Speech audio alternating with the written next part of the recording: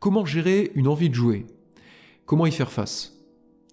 Alors parfois vous avez une envie de jouer comme ça qui monte en vous, et vous vous dites j'ai deux choix. Soit j'y résiste, soit j'y cède et je vais jouer. Le problème c'est qu'aucune des deux solutions n'est réellement satisfaisante. Parce que si vous y résistez, vous allez être frustré, et si vous y cédez, si vous jouez, vous allez en assumer les conséquences négatives que vous connaissez très bien. Alors que faire? Dans cette vidéo, je vais vous donner une méthode simple et très efficace pour faire face à une envie de jouer, pour gérer cette envie et pour la diminuer. Je le dis souvent, mais il n'y a pas de méthode miracle, c'est pas la recette extraordinaire pour supprimer toute envie de jouer en 2 minutes, non. Mais c'est une méthode que vous pouvez mettre en place n'importe où, n'importe quand, qui est accessible à tout le monde, qui est facile, qui est rapide et qui est très efficace. Et pour commencer, on peut se demander déjà pourquoi j'y résisterai pas. Est-ce que c'est pas plus simple tout simplement de se dire j'ai envie de jouer, non, j'ai décidé que cette semaine, ce mois-ci, ou alors définitivement, je ne voulais plus jouer pour des raisons qui m'appartiennent, j'ai une envie de jouer, j'y fais face, je ne cède pas, je lutte. Alors pourquoi, à mon avis, c'est pas une si bonne idée que ça? Elle peut être séduisante sur le papier, on peut se dire j'ai de la volonté, je vais prouver que je vais y arriver, c'est animé par les meilleures intentions du monde. Mais comme on dit, l'enfer est pavé de bonnes intentions. Quel est le problème avec ça? Imaginons, vous rentrez le soir chez vous, la journée a été longue, vous avez envie de vous détendre, de penser à autre chose, ou justement de ne plus penser à rien. Et là, dans votre esprit, il y a automatiquement une connexion qui se fait par rapport aux autres fois où vous avez joué. Votre cerveau, il l'a associé à un moment de détente, de calme, de plaisir, de déconnexion avec tous les soucis, tous les problèmes du quotidien. Donc vous rentrez chez vous ce soir-là, vous avez envie de déconnecter, boum, l'envie de jouer vient automatiquement. Et là vous vous dites, ah non, j'avais dit que je ne jouerais pas, donc je ne vais pas céder, je vais y aller à la volonté, et je vais combattre cette envie. Alors qu'est-ce qui va se passer? Vous avez cette partie de vous qui a associé, comme on vient de le voir, le jeu au plaisir, à la déconnexion, à la détente, à un moment agréable, et qui du coup déclenche cette envie de jouer. Et vous avez de l'autre côté cette autre partie de vous qui s'est dit non, je résisterai, je ne veux pas, pour X raisons rationnelles. Et qu'est-ce qui va se passer lorsque vous allez résister? Les deux vont rentrer en conflit. Et qui dit conflit, dit émotion négative, dit frustration, dit on va pas passer une très bonne soirée. Donc peut-être qu'on aura réussi à ne pas jouer, mais dans l'affaire, vous n'allez pas passer un très bon moment. Et est-ce que réellement, à long terme, reproduire ces conflits encore et encore, ces conflits internes, est-ce que c'est réellement ça la clé de l'épanouissement et du bonheur? J'en suis pas certain. Et de l'autre côté, il y a cette autre solution.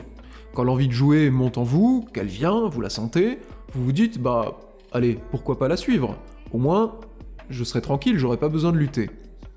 Ça, c'est un peu la solution Oscar Wilde. Vous savez, cet écrivain qui disait que le meilleur moyen de résister à la tentation, c'était d'y céder.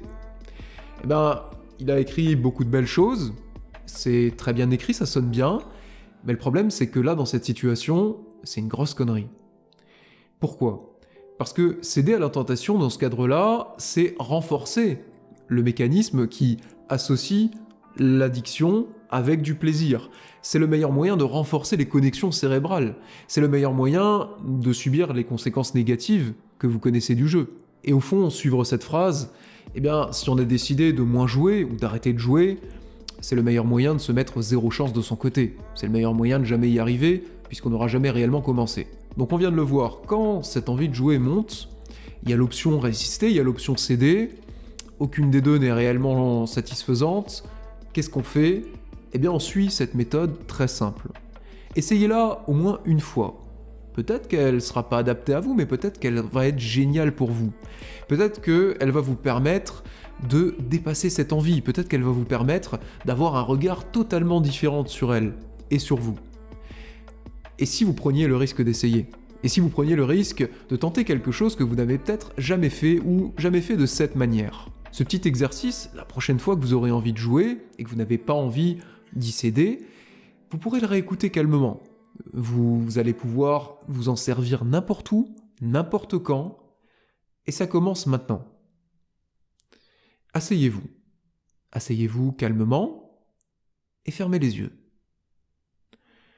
Je ne vais pas vous dire de vous détendre, je ne vais pas vous dire de ne penser à rien. Je vais simplement vous demander, dans un premier temps, de penser au jeu. Le jeu, pour chaque personne, ça se voit différemment. Le jeu, pour chaque personne, c'est des images complètement différentes. Ça peut être des images d'un logiciel, ça peut être des images d'une machine à sous, ça peut être des images d'une grille de paris sportif, ça peut être des images d'écran, ça peut être des jetons, ça peut être une roulette. Repensez et laissez-vous complètement envahir par ces images. Rajoutez-y les sons que vous entendez, les clics de souris, les chants des supporters dans un match, le bruit de la roulette, le bruit des pièces qui tombent, le bruit des machines à sous tout autour de vous. Et rajoutez-y les sensations que vous avez en vous à ce moment-là. Lorsque vous touchez votre souris, votre clavier, vos jetons, vos boutons de machine à sous, votre écran. Et laissez-vous envahir par ces sensations-là. Concentrez-vous bien là-dessus. Et simplement observez. Observez ce qui se passe en vous lorsque ces images, ces sons, ces sensations vous reviennent. Observez en vous ce que ça produit. Qu'est-ce que vous ressentez ? Et observez que votre envie, elle ressemble souvent à ça. Elle ressemble à un assemblage d'images, de sons, de sensations. Elle ressemble à des petites phrases qui vous tournent en tête, à des souvenirs de gains, à quelque chose d'imaginé, à un jackpot imaginé, à ce que vous pourriez faire si vous avez gagné. Votre envie, elle ressemble à ça. Et votre envie, vous pouvez la moduler, comme vous voulez. Mais là, vous ne voulez pas. Là, simplement, vous l'observez. Et petit à petit, vous vous observez en train de l'observer. C'est-à-dire qu'au lieu de rentrer à l'intérieur de cette envie et de suivre un petit peu ce qui vous passe en tête, simplement, vous prenez ce petit temps pour vous observer en train d'avoir ces pensées, d'avoir ces images, ces sons, ces sensations.